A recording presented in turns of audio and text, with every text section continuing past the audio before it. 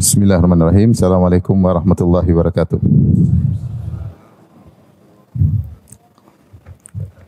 Alhamdulillahi ala ihsani wa syukru lahu ala taufiqihi wa amtinani. Asyhadu an la ilaha illallah wahdahu la syarika lahu ta'ziman li sya'ni wa asyhadu anna Muhammadan abduhu wa rasuluhu adda ila ridwani. Allahumma salli alaihi wa ala alihi wa ashabihi wa ikhwani. Hadirin hadirat yang dirahmati oleh Allah Subhanahu wa taala. Kita lanjutkan bahasan kita dari surat Al-Baqarah dan kita akan bahas ayat ke-26 insyaallah sampai ayat ke-67 267 ya. 267 sampai insyaallah 269 ya. Pada pertemuan-pertemuan sebelumnya kita telah bahas tentang di antara adab agar sedekah diterima, yaitu harus ikhlas kepada Allah Subhanahu wa taala dan tidak boleh riya. Selain tidak boleh riya, ya, kalau sudah ikhlas jangan lupa jangan sampai sedekah tersebut jadi batal gara-gara al-man wal adza. Mungkin menyakiti hati orang yang disedekahi. Nah, pada ayat yang sekarang yang ayat 267 adalah adab dalam bersedekah dari sisi yang lain. Yaitu dari sisi tentang apa yang kita infakkan, ya. Kalau sebelumnya harus ikhlas, jangan riya, jangan diungkit-ungkit. Maka pada ayat 267 adalah apa yang harus kita infakkan, yaitu harus kita ketika bersedekah yaitu dari yang baik-baik, jangan dari yang buruk. Jangan dari yang kita sendiri tidak suka untuk menerimanya. Ya. Allah Subhanahu wa taala berfirman pada ayat ke-267, Ya ayyuhalladzina amanu anfiqu min thayyibati ma kasabtum. Wahai orang yang beriman, belanjakanlah atau nafkahkanlah di jalan Allah Subhanahu wa taala dari sebagian usahamu yang baik-baik. Wa mimma akhrajna lakum minal ard, dan dari apa yang kami keluarkan dari bumi untuk kalian. Wala tayammamul khabitha minhu tunfiquna wa lastum bi akhidhihi illa an tughmidu fihi. Dan janganlah kalian memilih yang buruk-buruk lalu kalian nafkahkan dari yang buruk-buruk tersebut. Padahal kalian sendiri tidak mau mengambilnya melainkan dengan memincingkan mata terhadapnya, itu merem atau memincingkan mata terhadap barang tersebut.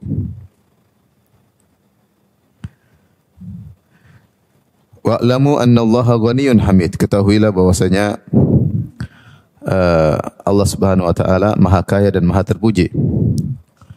Asyaitanu ya'idukumul faqra wa ya'murukum bil fahsya. Sungguhnya setan itu menjanjikan, itu menakut-nakuti kalian dengan kemiskinan. Wa ya'murukum bil fahsya, dan setan menyuruh kalian untuk melakukan perbuatan yang keji. Wallahu ya'idukum maghfiratan minhu wa fadla. Sementara Allah Subhanahu wa taala menjanjikan bagi kalian ampunan darinya dan kemuliaan atau kelebihan.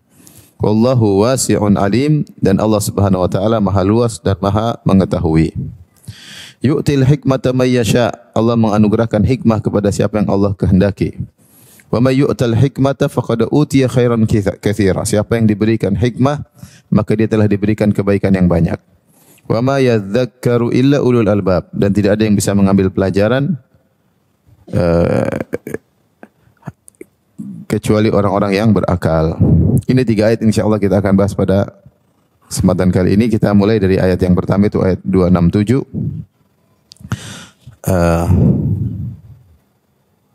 Allah Subhanahu wa taala berfirman, Ya ayyuhalladzina amanu anfiqu min thayyibati ma kasabtum. Allah buka dengan firman-Nya, ya ayyuhalladzina amanu, wahai orang-orang yang beriman. Dan ini adalah ya disebut dengan harfun nida, yaitu huruf yang digunakan oleh orang Arab ya untuk memanggil. Ya ayyuha, yaitu wahai kalau bahasa kita, ya. Menunjukkan seruan tersebut untuk menyuruh, untuk memanggil, mengkonsekuensi kita untuk perhatian karena kita dipanggil ya ayyuhalladzina amanu. Dan dipanggil dengan sifat yang mulia, ya, yaitu wahai orang-orang yang beriman. Wahai, Allah tidak mengatakan wahai manusia, wahai makhluk hidup, enggak. Allah mengatakan wahai orang-orang yang beriman. Seperti kalau seorang manggil orang lain dengan kelebihan yang dia miliki, wahai orang yang cerdas, wahai orang yang kuat misalnya. Jadi dipanggil dengan suatu kemuliaan yang ada padanya, tentu dia akan perhatian. Demikian juga ya ayyuhalladzina amanu, wahai orang-orang yang beriman. Artinya hal ini mestinya diperhatikan oleh orang yang beriman. Kalau tidak diperhatikan oleh orang kafir, kalau tidak diperhatikan oleh orang-orang biasa, maka harus diperhatikan oleh orang yang beriman. Konsekuensi dari keimanan adalah menjalankan apa yang akan saya perintahkan. Oleh karenanya Ibnu Mas'ud radhiyallahu anhu berkata, "Idza qala Allah Ta'ala ya ayyuhalladzina amanu fa'ar'i sam'ak." Kalau engkau Allah berfirman wahai orang yang beriman, maka fokuskanlah pendengaranmu. Ya. Fa innahu khairun ya'murullahu bihi aw syarrun yanhallahu anhu. Karena kalau Allah sudah bilang ya ayyuhalladzina amanu fa innal ladzi ya'ti ba'dahu, maka selanjutnya setelah ya ayyuhalladzina amanu cuma dua kemungkinan. Kebaikan yang Allah perintahkan agar kau lakukan atau keburukan yang Allah larang agar kau hindari. Bah kalau sudah ada dalam ayat apapun ya ayyuhalladzina amanu, perhatian, apa ini setelah ini? Apakah perintah kebaikan ataukah larangan untuk dijauhi? Di sini ternyata Allah Subhanahu wa taala memerintah dan juga melarang. Allah mengatakan ya ayyuhalladzina amanu, wahai orang yang beriman. Ya, ini perintah untuk orang yang merasa dirinya ada iman. Beriman dengan hari akhirat, beriman dengan Allah Subhanahu wa taala. Anfiqu min thayyibati ma kasabatum. Infakkanlah dari yang baik-baik yang kalian usahakan, yaitu yang kalian kerjakan. Al-kasab maknanya adalah kerja yang biasanya menggunakan tubuh, ya. Seperti jual beli, ya. Seperti kerjaan-kerjaan yang lain, ya, jual beli, sewa menyewa, atau misalnya tukang atau dokter, ini semuanya kasab. Dia berusaha dengan fisik dia untuk mencari nafkah, ya. Di sini Allah mengatakan infakkanlah dari yang baik-baik. Isyarat bahwasanya dalam mencari nafkah ada dua model, ada al-kasbut thayyib, ada al-kasbul khabith. Ada hasil usaha yang baik, ada hasil usaha yang buruk. Karena usaha itu kembali kepada perbuatan manusia. Dia yang mengusahakan mendapatkan hasil usahanya dengan cara yang baik atau dengan cara yang buruk. Maka Allah ingatkan bahwasanya kalau yang mau diinfak tidak boleh dari hasil yang buruk, tidak boleh. Tidak boleh hasil yang buruk. Innallaha thayyibun la yaqbalu illa thayyiban. Allah Maha baik, Allah tidak menerima dari yang kecuali dari yang baik-baik pula. Kalau seorang bermuamalah dengan riba, kemudian dia infakkan hasil ribanya, enggak ada faedahnya, percuma. Kalau seorang berjudi, kemudian dia infakkan hasil judinya, tidak ada faedahnya. Enggak boleh. Bahkan sebagian ulama keras, ini namanya ngejek Allah Subhanahu wa taala. Sebagian ulama keras. Sudah tahu itu hasil haram, kemudian dia mau infakkan untuk masjid. Ini ngejek Allah Subhanahu wa taala. Bagaimana dia memberikan yang buruk kepada untuk infak di jalan Allah Subhanahu wa taala.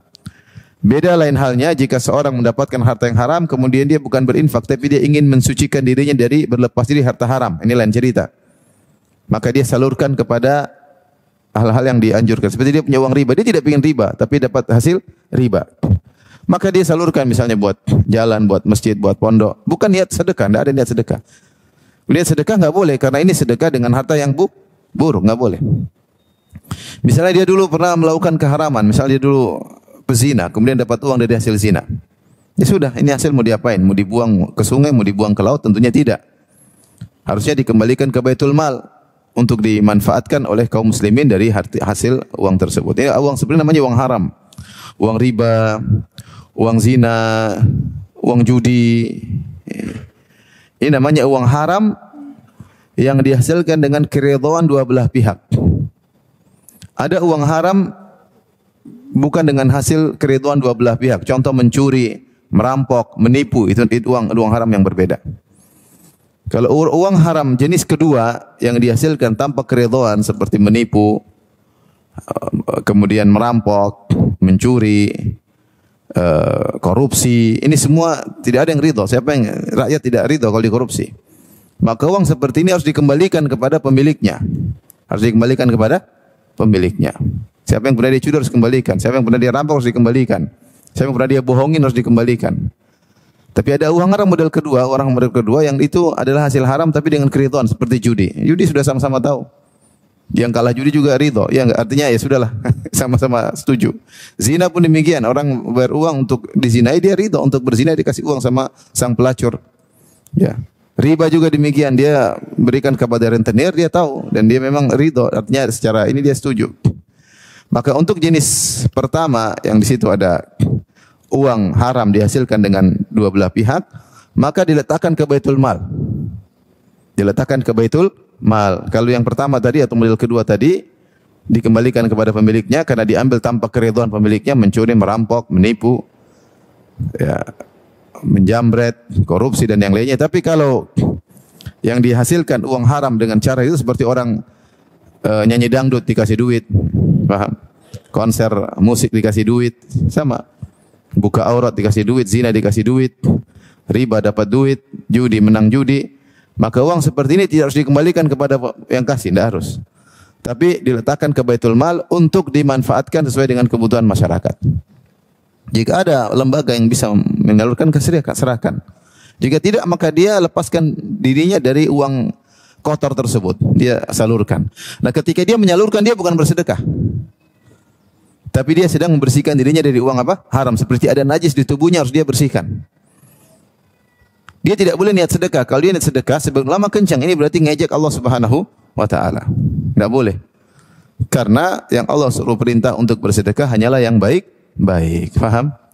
Ya ayyuhalladzina amanu anfiqu min thayyibati ma kasabtum. Wahai orang yang beriman, infakkanlah dari yang baik-baik yang kalian usahakan. Al-kasbu ada dua. Usaha itu hasil usaha ada dua.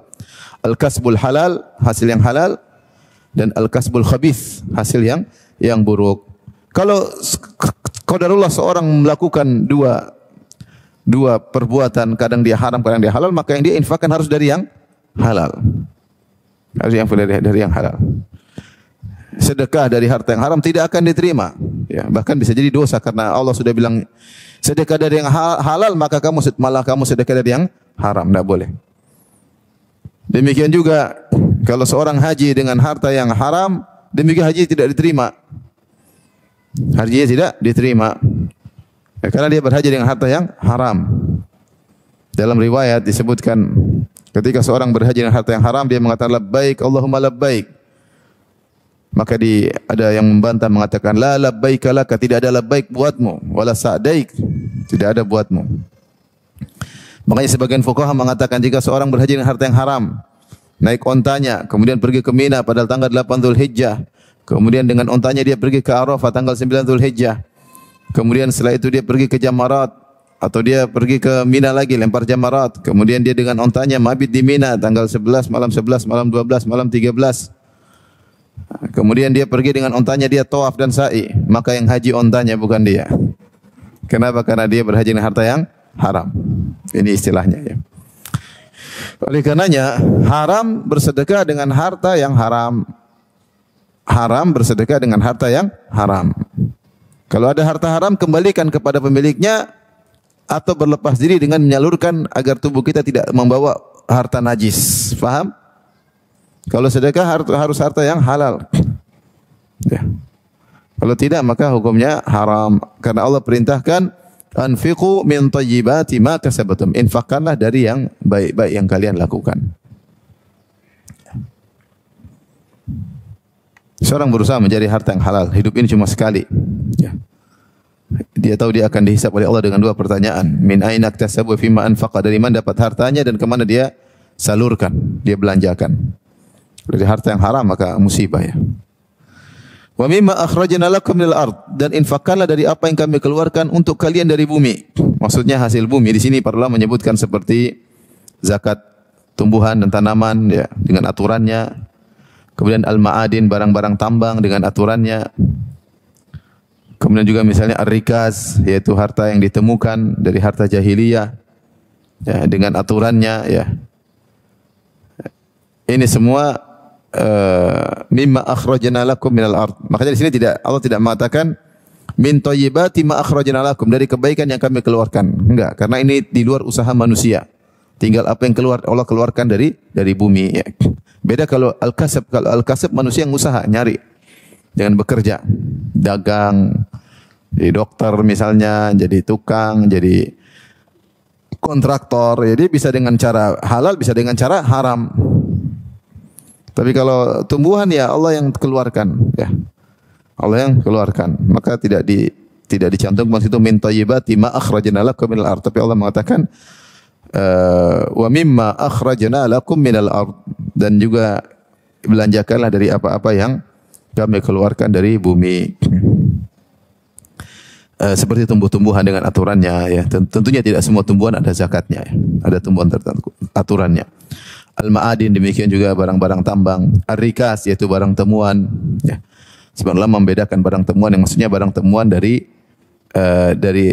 harta orang-orang jahiliyah atau orang kafir, ya. Bukan nemu barang di Cinere kemudian itu tempat tinggalnya misalnya banyak orang Islam situ, atau di rumah tanah orang Islam, maka itu bukan harta rikas, bukan harta temuan. Yang dimaksud temuan itu adalah di tanah dulu orang jahiliyah punya, ditimbun kemudian dia dapat, maka dia keluarkan zakatnya 1/5, ya. Dan ada perincian bagaimana kalau negeri yang ditaklukkan, ada negeri as-solah yang berdamai. Ini ada aturan semua dalam buku fikih. Taib. Kemudian kata Allah Subhanahu wa taala, larangan sekarang. Tadi perintah keluarkan dari yang halal-halal, yang baik-baik. Kata Allah, wala tayammamul khabitha. Janganlah kalian menyengajakan menuju kepada yang buruk. Tayammum maknanya al-qasdu. Seperti firman Allah Subhanahu wa taala tentang tayammum, fatayammamu sa'idan thayyiba. Kalau kalian tidak ada air, falam tajidu ma'an, tidak ada air, fatayammamu, maka menujulah kalian, jadi uqsudu atau iksidu, bertujuan kalian menuju kepada sa'idan thayyiba, kepada tanah yang baik untuk digunakan apa? Bertayammum. Jadi tayammum maksudnya adalah menuju. Al-qasdu. Maka sini firman Allah, wala yatayammamul khabitha, jangan kalian menyengaja menuju kepada yang buruk. Ini adab dalam bersedekah, maka pilih yang baik, jangan pilih yang buruk. Ya.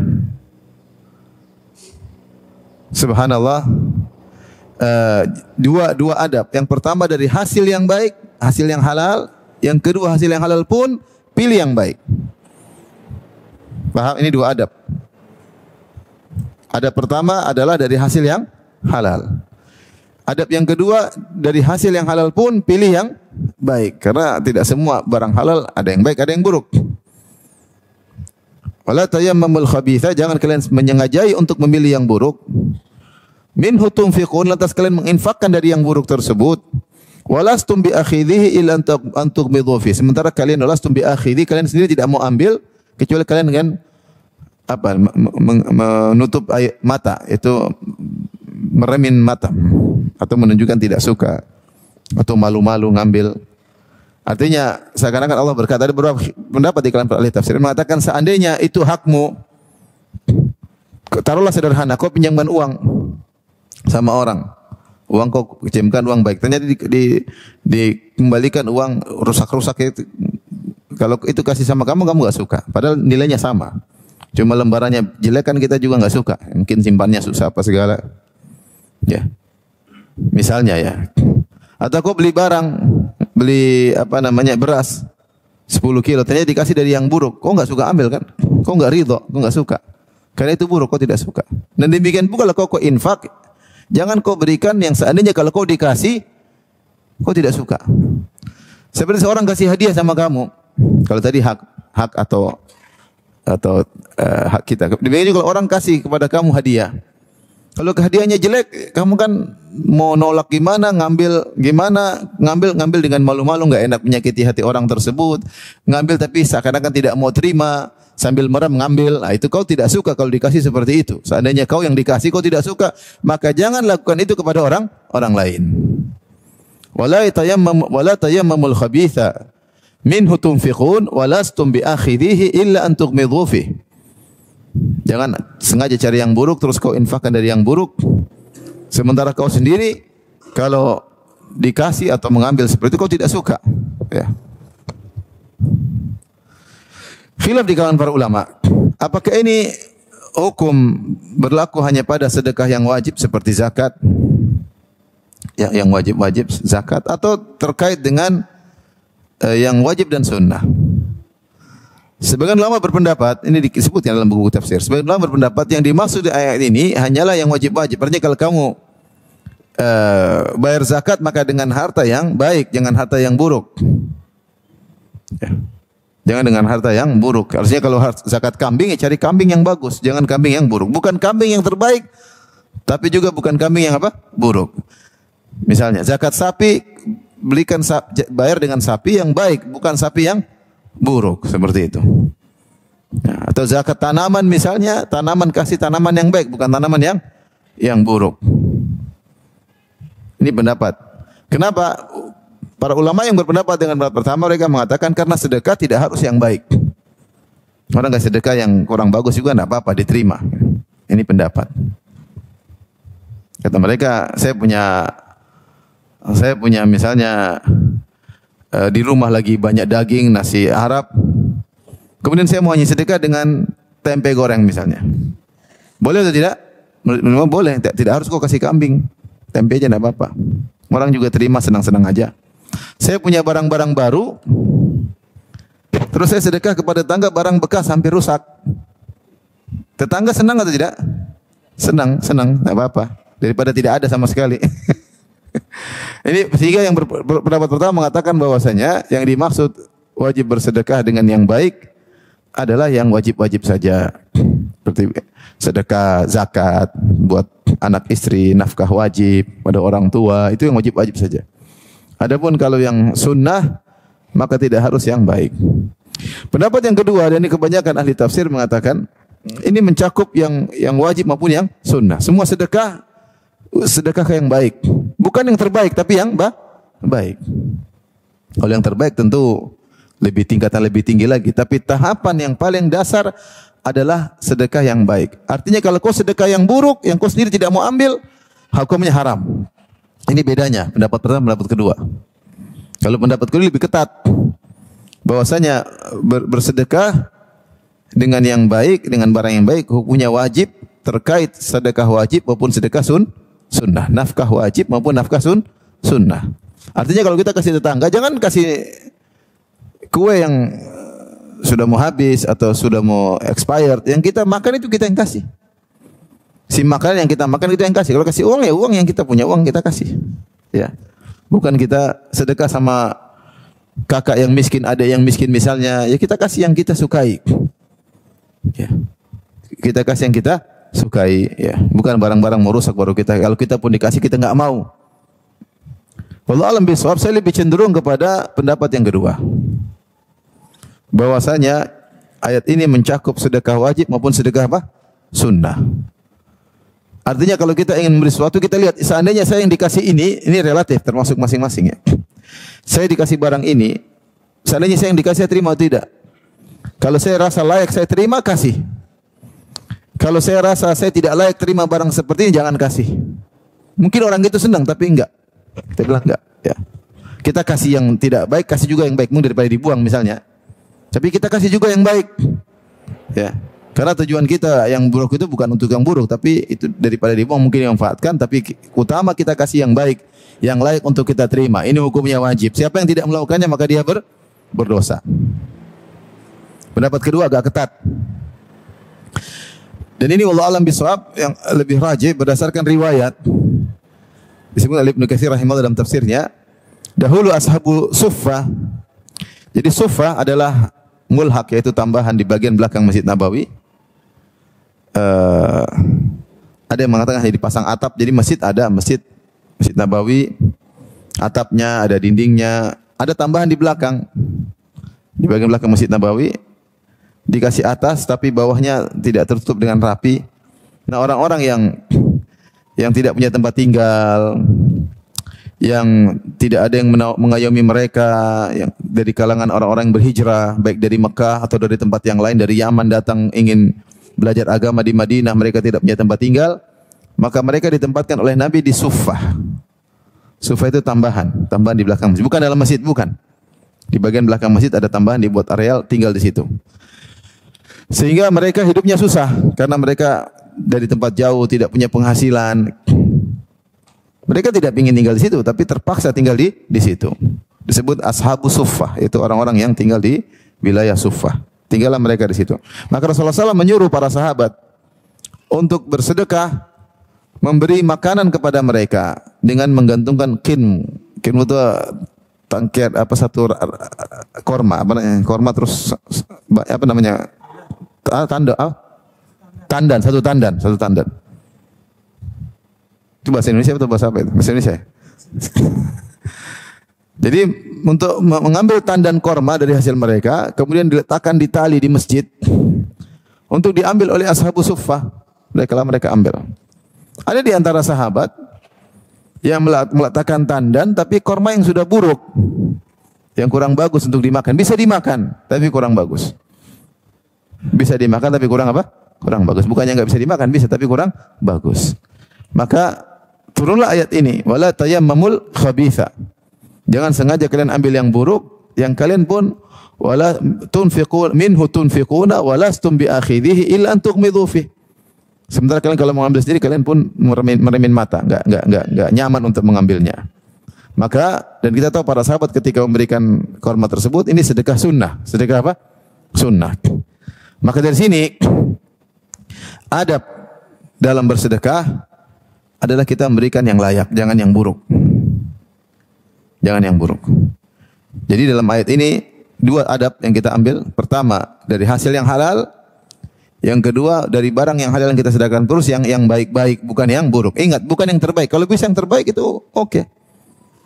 Sebagaimana para sahabat mereka berinfak dengan terbaik, mereka wakaf dengan yang terbaik. Kata ketika turun ayat ya, lan tanalul birra hatta tunfiqu mimma tuhibbun. Kalian tidak akan mencapai kebajikan yang sungguh sampai kalian menginfakkan apa yang kalian suka. Allah tidak mengatakan yang terbaik yang kalian suka, tapi yang kalian suka. Maka sahabat memilih yang terbaik mereka suka. Ada kebun ini yang paling sayang, paling harta saya sukai. Sedekah fisabilillah. Umar bin Khattab radhiyallahu anhu dapat harta di satu wilayah, kalau enggak dia mengatakan itu harta di Khaybar kalau tidak salah ya. Itu harta yang paling saya sukai. Fisabilillah. Dan mereka cari harta yang paling terbaik untuk mereka wakafkan di jalan Allah. Tapi itu tidak harus. Tidak harus yang terbaik, tapi yang harus adalah yang baik. Kalau buruk jangan. Buruk jangan. Maka dari sini kita mulai perbaiki cara kita dalam bersedekah. Kalau kasih orang itu yang baik-baik, yang layak, maksudnya yang layak untuk kita terima. Jangan yang buruk-buruk. Mau kasih baju bekas yang masih kita pakai, yang kita senang pakai. Bukan dirobek sana robek sini. Kasih baju bekas yang kita pakai, kita ganti pada apa? Layak saya pakai. Kalau pun saya pakai enggak apa-apa. Cuma saya lagi pingin ganti yang apa? Yang baru. Masih layak pakai, kasih. Kalau kita bisa belikan yang baru lebih baik, tapi tidak harus. Yang penting masih layak, kita pun pakai pun layak. Cuma karena saya baju kebanyakan atau saya pingin beli baju baru, yang bekas ini saya kasih enggak ada masalah. Bermanfaat. Selama itu baik, berikan. Kalau udah enggak layak, udah buruk, robek-robek, apalagi sudah kena bekas-bekas rokok, robek-robek, bolong-bolong, kasih orang janganlah. Jangan. Kasih yang baik-baik, yang masih layak dipakai. Kemudian Allah berfirman di akhir ayat, wa'lamu annallaha ghaniyyun hamid. Ketahuilah bahwasanya Allah Subhanahu wa taala Maha Kaya dan Maha terpuji. Ghani maksudnya Maha Kaya. Isyarat bahwasanya Allah tidak butuh dengan itu semua. Yang kalian infak yang terbaik untuk kalian sendiri. Paham? Kata Allah, in ahsantum li anfusikum. Kalian berbuat baik adalah untuk diri kalian. Allah tidak butuh, Allah Maha Kaya. Allah nyuruh kalian sedekah itu sedekah yang baik-baik bukan untuk Allah. Tapi untuk kalian apa? Sendiri. Untuk kalian apa? Sendiri. Allah Maha Kaya. Silakan kalian itu untuk kalian sendiri. Maka kalau untuk kalian sendiri pahalanya, pilih yang baik-baik. Jangan pilih yang buruk. Jangan pikir untuk orang, ini untuk kamu sendiri. In ahsantum li anfusikum. Kalau kalian berbaik untuk diri kalian sendiri. Wa may yashkur fa innama yashkuru li nafsihi. Siapa yang bersyukur maka untuk dirinya sendiri. Hal jazaa'ul ihsani ilal ihsan. Balasan kebaikanlah kebaikan pula. Kalau kau pilih yang baik maka balasan juga baik untuk dirimu sendiri. Allah Maha Kaya. Jadi untuk kita berubah cara berpikir kita, saya sedekah untuk saya sendiri karena kebaikannya kembali kepada saya. Adapun Allah Maha Kaya. Bisa jadi Allah alam bisa isyarat. Kalau kalian tidak mau bersedekah, nanti ada orang lain yang bersedekah. Allah bisa membuat orang lain yang kaya untuk bersedekah. Dan itu yang terjadi. Kalau kamu tidak mau, ada orang lain yang bantu nanti. Ya. Tapi lebih utama kau melakukannya. Lebih utama kau melakukannya. Hal ini seperti ketika para ulama bahas tentang dakwah. Kalau orang tidak mau berdakwah, Allah siapkan nanti dai-dai yang lain yang berdakwah. Justru kalau kamu bisa berjalan di atas rel dakwah, kamu berterima kasih, bersyukur kepada Allah. Allah telah mengilhamkan engkau, memberi taufik untuk bisa berjalan di rel dakwah. Apakah sebagai pemateri, apakah sebagai donatur, apakah sebagai panitia, apakah sebagai bersyukur. Kalau kau tidak mau, nanti ada majelis taklim yang lain yang Allah bikin. Kalau kau tidak mau ceramah, akan ada dai-dai yang lain yang lebih hebat daripada kamu untuk bisa menyampaikan. Kalau kau tidak mau sedekah, Allah siapkan nanti yang lain untuk bersedekah. Allah Maha Kaya, bisa membuat kaya sebagian, bisa membuat miskin sebagian orang. Oleh karenanya kalau ada terbuka pintu sedekah, kita diluan, sama kita mampu. Dan itu buat kita, bukan buat untuk orang lain. Karena Allah tidak butuh dengan itu semua. Wallahu wa'lamu anna Allah ghaniyun hamid. Hamid wazan fa'il. Wazan timbangan isimnya adalah fa'il. Fa'il dalam bahasa Arab bisa artinya fa'il, bisa artinya maf'ul. Fa'il maknanya fa'il seperti sami', maknanya sami' yang mendengar. Misalnya, ya, jadi sami' maksudnya adalah sami' yang mendengar. Jadi fa'il maknanya fa'il. Ya. Ada yang fa'il maknanya maf'ul seperti qatil, maknanya maktul yang terbunuh. Zabih yang disembelih, maknanya mazbuh yang disembelih contohnya. Kalim maksudnya yang diajak berbicara ya. Ya, seperti itu ya. Nah, hamid bisa maknanya hamid, bisa maknanya mahmud. Wallahu ghaniyun hamid bisa maknanya hamid, maksudnya Allah Maha memuji. Jika kau melakukan hal tersebut, kau bersedekah dengan harta yang halal, dengan barang yang baik, maka Allah akan puji engkau. Allah akan puji engkau. Dan kalau puji engkau, akan Allah puji di langit, puji di hadapan para malaikat. Jadi kalau sudah memuji, pasti pahalanya besar. Ya, ini maknanya Allahu Hamid, maksudnya Hamid. Ya. Kemudian makna yang kedua Hamid, Allah Maha terpuji. Allah Maha terpuji. Ya. Allah kaya, namun Dia kaya Maha terpuji. Tidak seperti manusia yang sebagian kaya tapi pelit. Kaya tapi pelit. Atau kaya tapi sombong. Manusia seperti itu. Kadang kaya, kadang pelit. Kaya tapi sombong. Kadang kaya tapi kayanya terbatas. Beda dengan Allah, Dia kaya dan Dia Maha terpuji. Kekayaannya menjadikan Allah Subhanahu wa taala terpuji dalam hal segala keputusannya dengan maha kayanya. Ya, tidak seperti manusia ya. Ya. Sebagian ulama mengatakan Allah menutup dengan Hamid, maksudnya Allah Mahmud, Allah terpuji, maka berakhlaklah seperti ini maksudnya takhallaqu bi akhlaqillah. Berakhlaklah dengan akhlak Allah. Kalau kau jadi kaya yang terpuji. Apa itu kaya yang terpuji? Orang kaya yang menyedekahkan barang-barang yang baik. Itu baru orang kaya terpuji. Udah kaya, kasihnya barang-barang rusak, barang-barang mau rusak ya. Ya. Maka tidak terpuji seperti ini. Maka jadilah engkau orang yang berakhlak seperti Allah Subhanahu wa taala, kaya dan maha terpuji. Caranya bagaimana? Di antaranya dengan engkau berinfak dengan barang-barang yang baik. Barang-barang yang baik.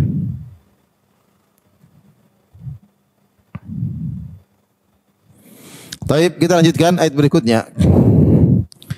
Asy-syaitanu ya'idukumul faqra wa ya'murukum bil fahsya. Sungguhnya syaitan menjanjikan kalian kemiskinan, al-faqr. Wa ya'murukum bil fahsya, dan menyuruh kalian untuk berbuat perbuatan keji. Wallahu ya'idukum maghfiratan minhu wa fadla, dan Allah menjanjikan bagi kalian ampunan dan karunia. Wallahu wasi'un alim, dan Allah Maha luas dan Maha mengetahui. Baik. Hati-hati ya. Ada penghalang dari kalian berinfak, yaitu syaitan. Syaitan mengganggu manusia dalam segala hal. Membuat orang semangat bermaksiat dengan dihiasi maksiat tersebut la uzayyinana lahum fil ard. Aku akan menghiasi kemaksiatan kepada mereka di atas muka bumi sehingga mereka termotivasi untuk maksiat. Bahkan kalau mereka tidak bermaksiat mereka gelisah, dibuat candu. Itu kerjanya setan. Kalau tidak bermaksiat gelisah. Tidak nonton film Korea gelisah. Apalagi muncul seri baru, waduh. Penasaran pengin tahu hasilnya bagaimana ujungnya. Happy ending atau penasaran. Dibuat gelisah kalau tidak nonton. Demikian juga maksiat-maksiat yang lain. Ya. Dan sebaliknya setan membuat yusabbit, membuat malas untuk melakukan kebajikan. Salat dibuat malas, berbakti sama orang tua dibuat malas, taat kepada suami dibuat apa? Malas. Ibu-ibu hati-hati itu. Mau taat sama suami dibuat apa?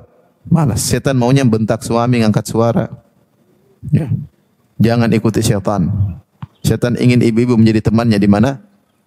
Di neraka jahanam. Maka kalau kita terbetik ingin bahagiakan suami, semangat. Pahalanya besar. Tunduk sama suami, nurut sama suami. Di antaranya setan menakut-nakuti dengan kemiskinan. Kamu sedekah nanti miskin. Padahal uang masih banyak. Nanti janganlah, enggak usah lah. Nanti mau beli ini, beli anu, enggak ada duit. Padahal ada sekarang. Ya, artinya untuk cukupkan di hari ini, minggu ini cukup. Tapi dibuat takut-takut. Sehingga tidak keluar. Takut. Al-faqr diambil dari kata Tahrir bin Ashur dalam Tahrir wa Tanwir. Al-faqr diambil dari Amudil Faqari, yaitu faqr itu artinya kalau tulang itu di tengah-tengah antara tulang dan tulang punggung di tengah-tengahnya ada lubang, apa namanya? Kolom ya. Ya, itu namanya faqr, kumpulan kolom-kolom yang terletak di antara tulang-tulang. Dan kita tahu tulang-tulang ini dengan kolom-kolom itu adalah tumpuan tubuh manusia. Kalau patah maka dia tidak bisa bergerak apa-apa. Ya, makanya sering orang mengatakan hadi qasimatuz zahr, yaitu mematahkan tulang punggungnya. Itu diambil dari faqr dari situ. Ya. Artinya faqr itu kebutuhan orang susah. Setan buat dia takut kalau nanti kamu susah, seperti orang yang punggungnya sakit, tidak bisa apa-apa. Maka jangan bersedekah. Ini setan menakut-nakuti, membisik-bisiki. Terkadang setan bisik-bisiki, ya, lewat orang lain. Ya, ini hati-hati. Betapa banyak suami pelit gara-gara istrinya. Sebagaimana betapa banyak suami dermawan gara-gara istrinya. Sebagian suami masya Allah dermawan gara istrinya. Ayo mas, bantu mas. Insya Allah rezeki lancar mas. Insya Allah Allah ganti mas. Berbakti sama orang tua mas. Sambung silaturahim mas. Bantu orang miskin, bantu tetangga. Mas, kapan kita bikin kue untuk bagi sama tetangga? Kapan kita jenguk kerabat-kerabat kita mas? Waktunya kita jenguk mereka. Ayo mas, dimotivasi. Ini istri yang solehah seperti ini, yang mikirnya akhirat. Tapi sebaliknya ada istri yang kurang ajar ya, mas jangan mas. Enggak usah lah, mama udah cukup, enggak usah. Jangan dimanjain mama, jangan dimanjain terus. Jangan dimanjain. Mau kasih uang beli, mama biasa makan tempe, enggak usah dibelikan daging, tempe aja biasa. Jangan rubah kebiasaan mama. Diajarin supaya pelit sama orang tuanya sendiri. Pelan-pelan didoktrin, lama-lama terhasut, lama-lama jadi pelit. Ini setan ganggu dia lewat apa? Istrinya. Kalau enggak setan masuk dalam khayalannya. Ya. Dalam khayalannya sehingga dia memang pelit sendiri. Kalau gini nanti gini, kebanyakan dikeluarin, ini nanti gimana, khawatir gini, khawatir. Maka asyaitanu ya'idukumul faqra. Setan menakut-nakuti kalian kalau bersedekah nanti miskin. Sama, kalau mau sedekah jangan yang bagus-bagus, nanti kita pakai yang itu aja bekas-bekas kasih. Mau kasih yang bagus, jangan, nanti mesti pakai mana. Nah, setan juga bikin suruh sedekah yang jelek-jelek. Hati-hati, ini setan. Kemudian kata Allah, wa ya'murukum bil fahsya. Bukan cuma itu, dia menyeru kalian untuk berbuat al-fahsya, perbuatan keji. Sebagian tafsir menafsirkan perbuatan keji ini maksudnya al-bukhl, pelit. Maksiat secara umum buruk, tapi ada sebagian maksiat yang disebut dengan fawahish atau fahisyah. Fahisyah jamaknya fawahish. Apa yang dimaksud dengan maksiat yang fahisyah, yang fuhsh, yang memiliki sifat fahsya? Maksudnya maksiat yang memang dia selain melanggar perintah Allah, secara nurani juga itu sangat buruk. Ada maksiat yang secara nurani tidak buruk. Seperti mungkin memandang wanita, laki-laki secara nurani tidak buruk ya. Tapi itu haram. Main musik mungkin secara nurani tidak buruk, tapi itu adalah apa? Haram. Tapi ada maksiat yang secara nurani buruk. Contoh seperti zina. Allah mengatakan, "Wala taqrabuz zina innahu kana fahisyah." Jangan dekati zina karena zina itu perbuatan keji. Secara nurani kamu tahu itu apa? Buruk.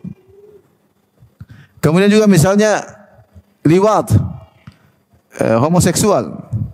Walutan idh qala liqaumihi atatuna al-fahishata ma sabaqakum biha min ahadin minal alamin. Ketika Nabi Lut alaihissalam berkata kepada kaumnya, apa kalian melakukan fahisyah? Maksudnya perbuatan apa? Liwat. Makanya tidak semua dosa disebut fahisyah. Ya. Alladzina yajtanibuna kaba'iral itsmi wal fawahisha illa lamam. Allah mengatakan dan orang-orang yang meninggalkan dosa-dosa besar dan perbuatan fawahish, perbuatan-perbuatan keji. Di antara perbuatan keji adalah bukhal, pelit. Pelit ini hanya dikatakan keji kepada siapa? Kepada orang yang kaya tapi pelit. Kalau orang miskin pelit, orang tidak bilang keji. Wajar. Miskin. Atau sederhana, hidupnya enggak ada apa-apa. Tapi udah kaya, mewah, pelit. Ini benar-benar keji. Berapa yang dikeluar 1% juga enggak ada, pelit. Enggak ada 5% dikeluarkan, pelit. Maka orang perbuatan keji itu perbuatan yang pelit. Perbuatan pelit adalah perbuatan keji. Sangat buruk. Makanya dalam satu hadis ketika Rasulullah SAW mendatangi kampung Bani Salimah. Maka Nabi bertanya pada sahabat Bani Salimah, "Man sayyidukum? Siapa pimpinan kalian?" Mereka mengatakan, saya lupa, Jad bin Qais atau siapa saya lupa. Dia orang pemimpin kami Rasul, illa annahu bakhil. Hanya saja dia pelit. Kata Rasulullah ya. Gimana orang pelit mau dijadikan apa? Pemimpin.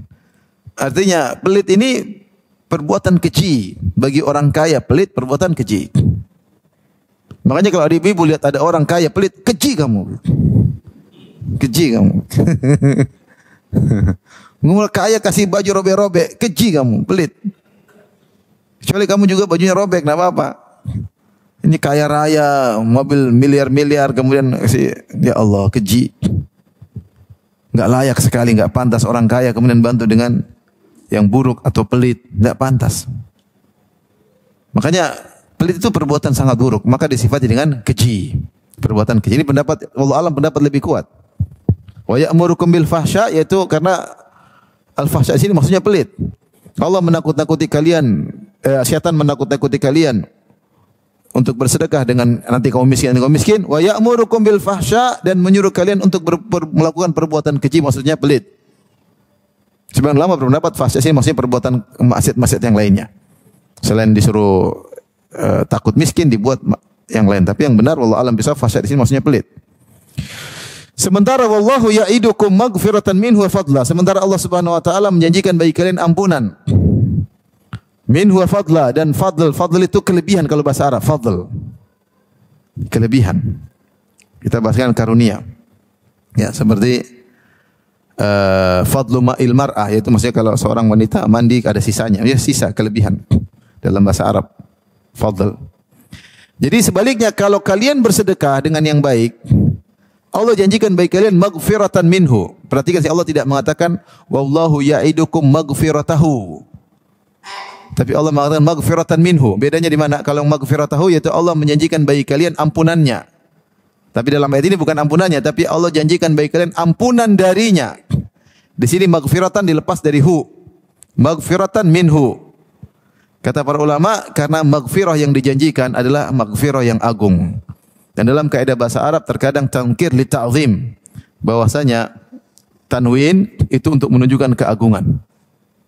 Seperti sabda Nabi misalnya dalam ayat banyak, di antara sabda Nabi sallallahu alaihi wasallam, man yuridillahu bihi khairan yufaqihu fid din. Siapa yang Allah ingin baginya kebaikan, di situ khairan tanwin, bukan al khaira tapi khairan. Siapa yang Allah ingin baginya kebaikan yang besar, Allah buat dia faham tentang agama. Seperti ini. Wallahu ya'idukum maghfiratan minhu. Ya Allah, Allah berikan ampunan yang besar bagi orang yang bersedekah. Sedekah itu ampunannya besar, bukan ampunan biasa.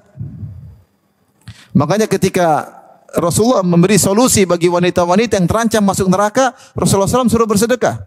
Kata Rasulullah SAW, ya ma'syaran nisa tasaddaqna fa inna kunna akthar hatabi jahannam. Wahai para wanita sekalian, bersedekahlah. Sungguhnya kalian adalah penghuni neraka yang paling banyak.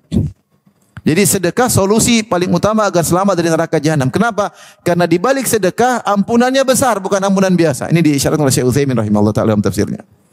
Maghfiratan minhu, bukan maghfirah sembarangan. Seperti doa yang diajarkan oleh Nabi sallallahu alaihi wasallam kepada Abu Bakar, "Faghfirli maghfiratan min indika warhamni." Berilah kepadaku ampunan yang spesial darimu ya Allah. Ya. Apa kata dalam hadis, "Shadaqatus sir tudfi'u ghadabar rabb." Sungguhnya sedekah yang dilakukan diam-diam akan meredamkan kemurkaan Allah. Jadi kalau kita ingin diampuni Allah, kita mungkin melakukan maksiat, mungkin maksiat mata, maksiat telinga, maksiat hati, maksiat lisan, banyak sedekah. Banyak sedekah.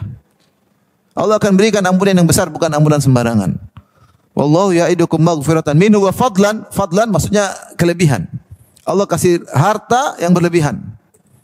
Yang kamu keluarkan akan Allah kasih tambah. Bukan cuma itu aja, Allah kasih apa? Tambahan. Maka Allah namakan fadla. Fadlan itu berlebihan. Lebih daripada yang kamu keluarkan. Jadi kalau kita minum masih ada sisanya, itu kelebihan maksudnya. Saya kalau minum misalnya, terus masih ada sisa, saya sudah kenyang, sisanya sini disebut dengan fadl dalam bahasa Arab. Sisi minuman yang sudah dipakai masih ada sisanya, berarti kelebihan, paham? Nah, demikian juga siapa yang bersedekah Allah akan kasih bukan cuma balasan yang setimpal, bahkan lebih. Makanya Rasulullah SAW bersabda, "Ma naqasat shadaqatan min mal." Sedekah tidak akan mengurangi harta. Sebenarnya mengatakan bal yazid, bahkan menambah. Ini sudah terbukti secara realita. Kebanyakan orang yang bersedekah ditambahkan hartanya oleh Allah Subhanahu wa taala. Semakin dia bersedekah semakin banyak hartanya. Kita bandingkan sebagian teman kita, bagaimana dia sebelumnya, sekarang beda. Sekarang tambah hartanya banyak. Kenapa? Rajin sedekah. Rajin sedekah. Apalagi kalau sedekah karena ikhlas pada Allah Subhanahu wa taala. Ya. Ini sudah kepastian, keniscayaan. Wa ma anfaqtum min syai'in fahuwa yukhlifuh.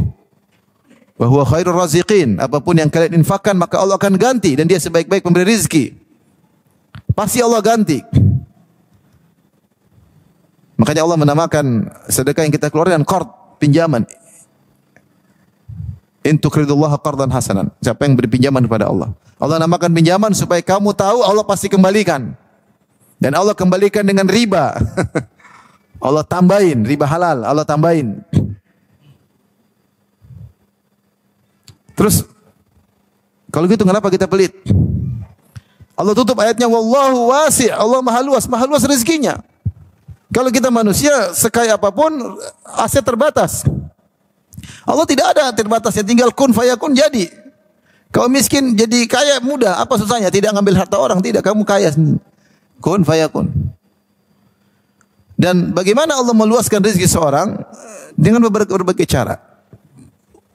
Uang yang keluar itu tambah banyak, ini langsung bisa tambah banyak, entah cepat atau lambat jadi banyak. Atau Allah buka pintu rezeki dari pintu yang lain. Dia mungkin berdagang, dibuka lagi pintu rezeki yang lain. Atau dia dapat rezeki dari arah yang dia tidak sangka-sangka. Atau dia diselamatkan dari kerugian yang mungkin menimpa hartanya jika dia tidak bersedekah. Maka sungguhnya Allah telah menambah rezekinya. Dan berikutnya Allah kasih berkah dalam rezekinya, sehingga rezeki tersebut tidak dia keluarkan kecuali bermanfaat. Banyak orang rezeki keluar enggak ada manfaatnya, tahu-tahu habis. Enggak ada faedah, beli barang mahal-mahal, jalan sana jalan sini, habis duit banyak, enggak ada faedahnya.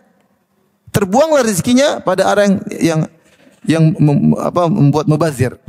Jadi sisi-sisi yang Allah berikan fadlan menjadikan harta seorang bertambah. Pertama tadi apa? Benar-benar hartanya bertambah. Langsung nyata sekian-sekian. Kedua mungkin dengan cara itu dari sumber rezeki yang sama Allah jadikan tambah. Dia berdagang hari ini, dia sedekah, ternyata dagangnya semakin banyak pembeli, berarti tambah banyak. Yang kedua Allah buka pintu rezeki yang lain, ternyata dia punya ide untuk kerjaan lain, mungkin buka tambah banyak lagi rezeki dari sisi yang lain. Allah bukakan. Atau dia mendapatkan rezeki dari arah yang tidak sangka-sangka. Ya. Tahu-tahu ada begini, tahu ada begitu, dan rezeki yang tidak ada sangka-sangka.